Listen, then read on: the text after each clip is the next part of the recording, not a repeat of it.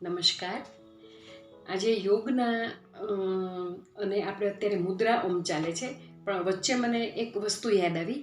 આજે મારે તમને 8 to 1 એવી બાબતો કહેવી છે કે જે લોકો કદાચ યોગ માટે સમય ન કાઢી શકતા હોય, અનુકૂળતા ન હોય, યોગ શીખવા જવા માટે પણ અનુકૂળતા ન હોય, ઘણી બધી એવી આપણા પ્રશ્નો હોય, આપણે ઘરમાં રહેતા હોય એટલે ઘણી બધી વસ્તુઓનું ફેસ કરવાનું હોય, એટલે તો 8 to 1 એટલે 8થી લઈ અને 1 સુધી મારે એવી તમને એક્સરસાઇઝ નાની નાની બતાવવી છે કે તમે ઘરે કરી શકો છો.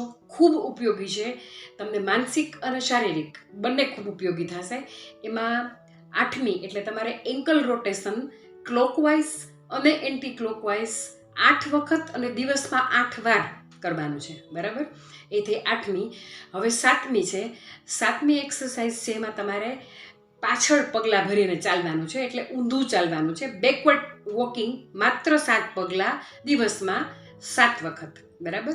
6ઠી એક્સરસાઇઝ છે, એમાં તમારે તમારું ની રોટેશન કરવાનું છે, એટલે એકદમ ધીમે ધીમે ક્લોકવાઇઝ 6 વખત, એન્ટી ક્લોકવાઇઝ 6 વખત, બરાબર?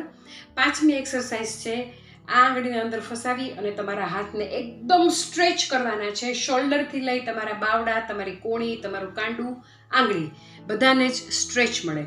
એ એક્સરસાઇઝ નંબર 5.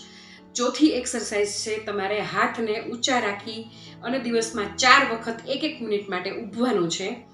એકદમ ખેંચવાના છે હાથને. તમને ફ્રોઝન શોલ્ડર હોય, તમને બેક સાઈડ પેન હોય, તમને બાવડાનો એટલે ટૂંકમાં કોણીનો દુખાવો હોય, એ બધા જમાં તમને ખૂબ રાહત થશે.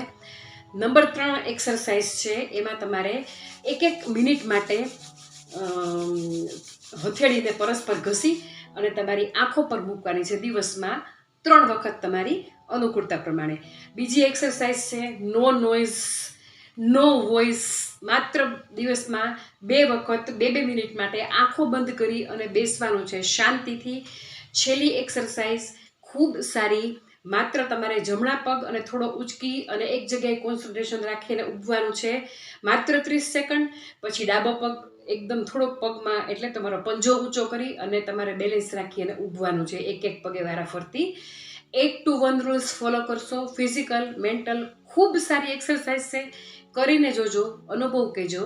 નમસ્કાર. બીજો વિડીયોમાં મળશું.